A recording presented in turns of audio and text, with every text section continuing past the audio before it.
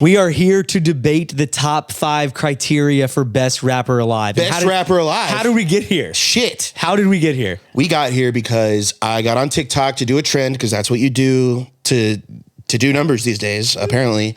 And To find friends. I was doing a bracket for the best rapper. It gave me Dr. Dre versus Travis Scott. And my argument. Who'd you pick? I picked Travis. Oh shit! What an idiot. My argument was Goddamn, bro. Dr. Dre doesn't write. He never wrote any of his stuff. He was way more known as a producer. He's not showing up in the studio with a pen and pad.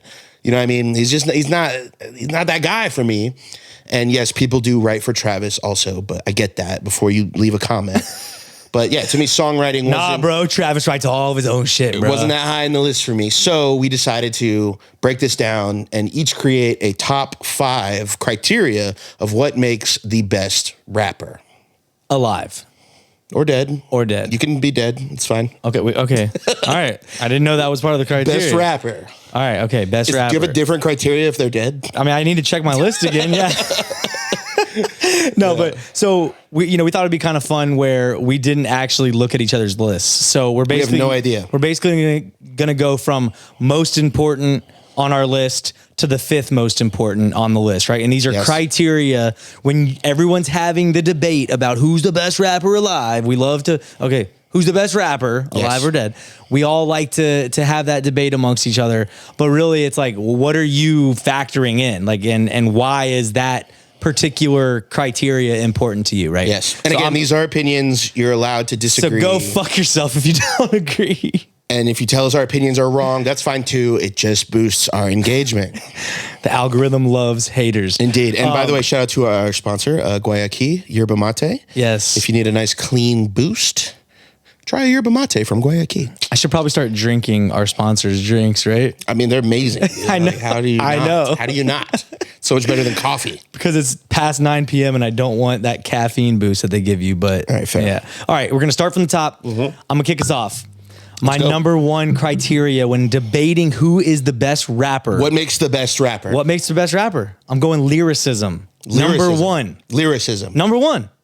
So what is included in lyricism to you? To me, lyricism can include, it's basically the lyrical content of the rapper, right? What are they saying? What bars are they delivering, right? Like what is the content within their raps, right? So that can be storytelling rappers. That can be punchline heavy rappers.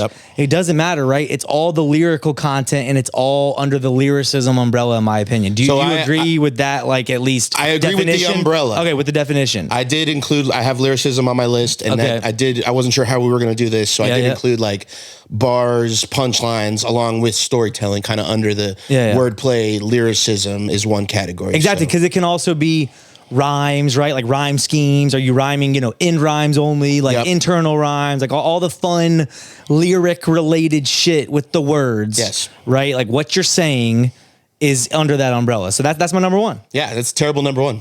Bro, we're talking about rapping. Terrible number 1. That's rapping. Yeah. It's the verb. There's more to rapping than the words, and it's actually my number 1, which is flow/cadence. Oh, Ben. shit. Way more fucking important than lyricism is the flow. Okay, well, let me ask you this. Flow and cadence. Yeah. I didn't mean to ruin your flow and cadence, but hold on. Okay. Do those encompass delivery, would you say? Just to make sure we're like singing. So you have delivery. I have delivery on my list. Well, that's the same. Not really. The way you're delivering the words, the way you're flowing with the words. You could deliver a flow differently. You could deliver a cadence differently. The flow is the bounce. Yeah. It's the rhythm. It's the okay, that is the most important thing to me. that didn't help me at all. And the reason that it's so important, you can listen to international artists. You can listen to artists that you don't even speak their language. And if it's just bouncing and you just feel them hitting those pockets, nothing is more important to me than the flow. And my favorite artist, Wayne, is the king of the flow and the cadence. He's also the king of lyricism, which is why that was my number 1. But lyricism is more like on the Eminem, like with the internal rhymes. He wasn't worried about that. But punchlines, bro. It's the flows and the cadences are more important. The Wayne punchlines. Yeah. The GOAT. But the flows with which he delivered the punchline. All right, moving on. Is number 1. Moving on to our second most important criteria Yeah. when debating best rapper. Go for it. I'm going with the voice. Ooh. Bro, if you can't immediately be put in a, in a feeling, in a vibe because of the way that they sound, bro, it's not for me. Don't you think that can be trained though? Like, and don't you How think, you sound? Absolutely not. I think you can sound different with some training. I think that's what vocal trainers Bro, do. I'm stuck with this shitty raspy voice. You can't train me to sound like Bun B. Yeah, but I could sound like this sometimes, or I could fucking sound like this sometimes with a little bit of training. Well, this is entertainment. I don't care if it's your normal speaking voice, but your rapping voice, the way that you sound when you're rapping, that's going to set people apart, man. That's what they're going to remember, man. They're going to remember how people sound. So voice isn't even on my list. It's not good. Not that important to me. Good, because it's super important, and that's why I'm going to Okay. come out on top of this debate. How do you defend people like, how about my boy Germ? He's got like a high pitched, like, yeah, kind of like voice. That's why, and he spazzes and he snaps. That's because his voice is so unique. I love that. So it just has to be unique to you. Yeah, I didn't say how you're supposed to sound. You don't think a regular voice that if it's just delivered perfect and it's confident and it's hitting the pockets? Not best rapper. Wow. Not in the conversation for I me. have to highly disagree with you there. I'm glad we're disagreeing. This is good content, though. I'm not going to lie. But the voice, not even on my top 5 at all. Don't care. When you start talking about people, a lot of the things you might say are, hey, you sound like insert best rapper. Hey, you sound like Eminem. But is that because of how their voice sounds, or is it because of their flows, their cadences, or their lyrics? I'd argue that it has to do with lyricism, flow, cadence. I'd argue it has to do, with a lot of that. All of the above, I guess. Yeah. But for me, it is like people do compare the sonics. Like how is your voice sounding as a rapper? I think any sound of voice could work, but that's neither here nor there. I'm going to move on with my number 2 pick, which is, maybe I'm biased as a producer, but beat selection. Ooh, I've got it on mine. So important. It's important. Listen, you can rap your ass off. You can have the hardest stories. You can have the best flows. You can do all that. If your beat sucks, your song sucks. Straight up. Yeah, but for me, and I have beat selection lower down, but for me, it's not even about like if the beat's good or not, because that's almost like irrelevant to how it's married up. I know where you're going. Yeah, with the artist. Yes, absolutely. A mid-grade beat could be like just flowed on so perfectly where it meshes together. It could level it up a little bit. Exactly. But I think different beats do have different floors and different ceilings. So you do want to pick a beat that has a high floor and a high ceiling, and then you want to marry up to it, and you want to match it, and you want to complement it so that it's the best song possible. Yeah, right? but for me, I feel like the high quality production, when you're starting to talk about anyone remotely close to best rapper conversation, the beats being good is like, it's just table stakes. The beats are good. There's plenty of big rappers out there rapping on shitty beats, Ben. But we're not talking about big. We're talking about people that should be in the conversation for best rapper, Henry. We're not just talking about big. We're talking about best rapper candidates. And I think that it does set them apart about the beat selection, though. It's not just about, hey, which top producer can I have in the room with me to make a record, right? For sure. It's about what's going to sound perfect with me, the rapper, right? Yes. Like, and I just thought of myself rapping, and it was kind of funny. So I don't know if that's where you went. And that kind of goes more into the producer category, which Yeah. I was having some trouble differentiating. But For sure. So yeah, number All right, 3. Number 3, baby. Yeah. I'm excited about this one because I think once again, we're talking about best rapper criteria. I think that number 3 for me is impact to the genre as a whole, right? Like culturally? Yeah. Like did you transform the genre? So take someone like a Drake who's in the conversation today, right? Okay. He fundamentally changed the genre by doing the singing and the rapping type of style. Like if you contribute to something that is unique and new to the genre and you're remembered as such, right? Like we point back to like, hey, like that rapper created this type of flow or this type of, production with his raps or this type of, once again, singing versus rapping, like, melodic rap, etc. Like that didn't exist, bro, prior to Drizzy, for example, right? Okay. So I think like if you fundamentally change the genre and people can point to that and your name comes up when they are talking about that sort of thing, like that for me is huge, man. So T.I. and Gucci and Jeezy get plus points for revolutionizing Southern trap rap. I would say. Yeah. Yeah. It's a good one. Yeah. I didn't think about cultural impact. When you think of like the founding fathers of trap, like, you know, it doesn't have to always be one person. Like some people can be like part of that, you know, group that helped transform the genre. But if you're one of them, you know, shit, I don't even know drill that well, but like in the future, drill's going to be one of those things where if it stays around for a while, which like we know how you feel about it and you hope it dies tomorrow. Well, I'm it's just fine.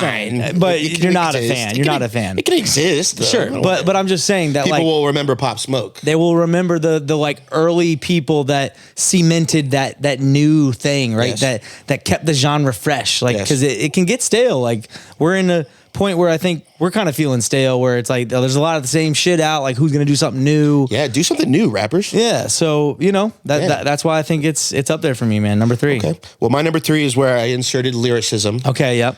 Had to come in, you know, pretty soon. Bars, punchlines, what you're saying. It's what you and your friends are going to be like, hey, when he said, oh, that was fire. You know, that's So very true. important. So true. We've kind of already, you know, gone over lyricism, I think. So we can kind of maybe move on to number 4, I think. All right. Yeah. Number 4 for me. We kind of touched on this, but I did have delivery.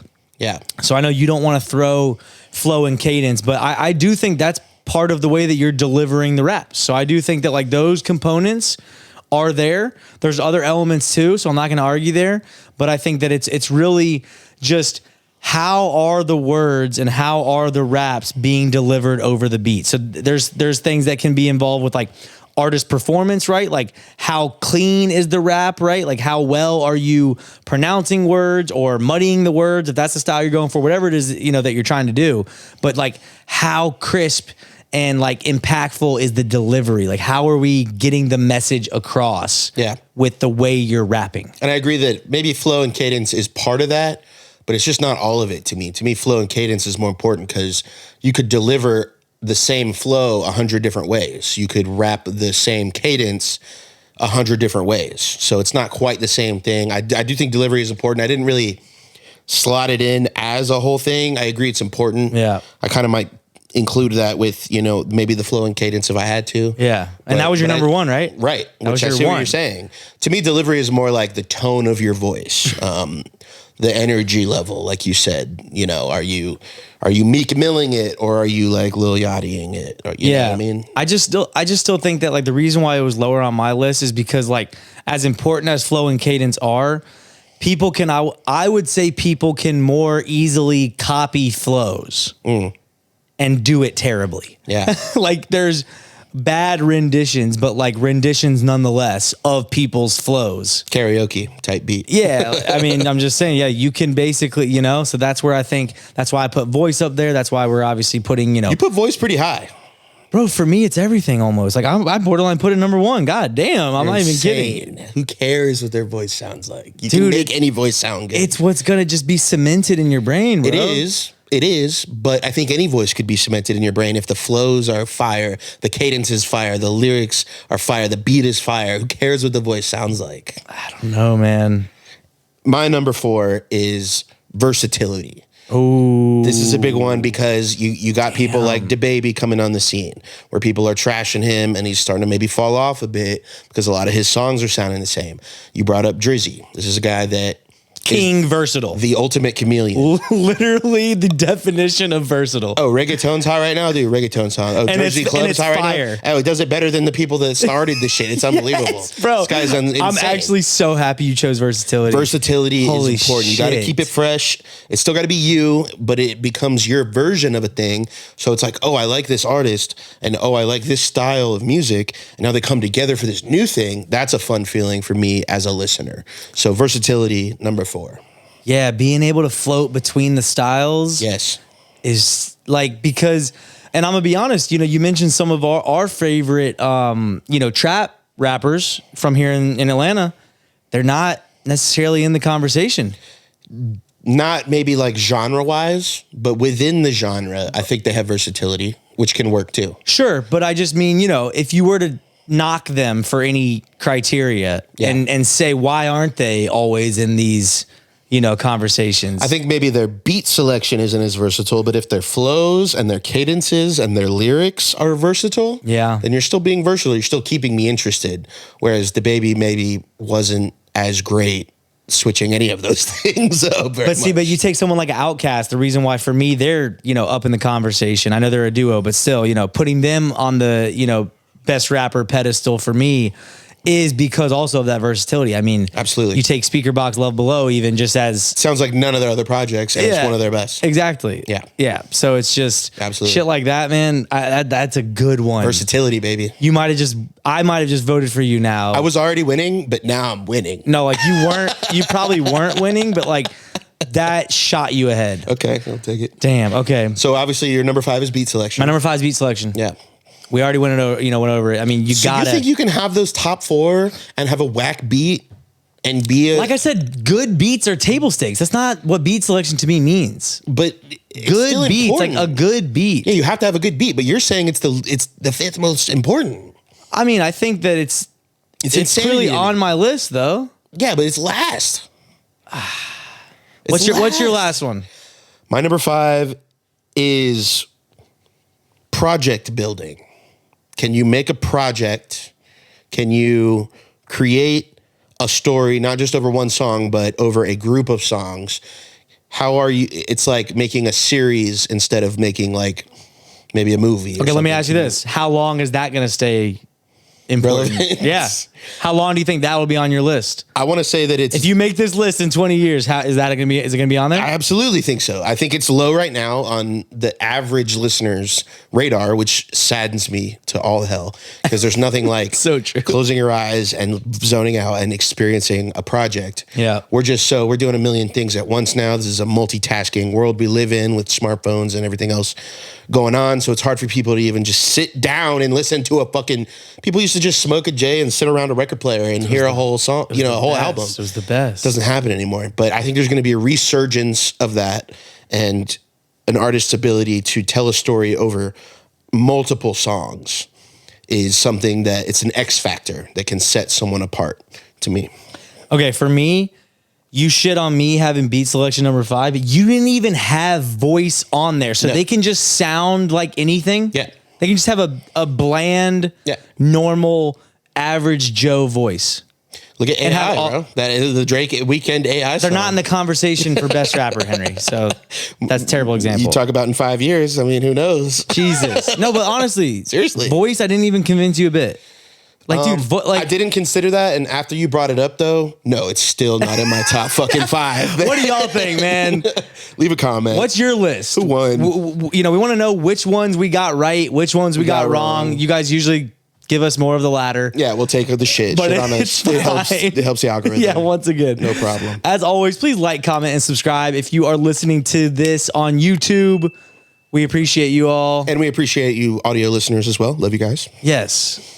And I mean, I only listen to Spotify podcasts, honestly. So, well, you're a fucking Spotify. So I don't know why we even video record this at this point. Like, it's not for me. There's people on YouTube, right? No, for sure. Show yourselves. Until next week, what are we doing? Getting out of here. Getting the fuck out of here. Bye bye. Peace. Pop that shit like one more time. They pop that one more time. Pop that shit like one more time. They pop that one more time. Oh.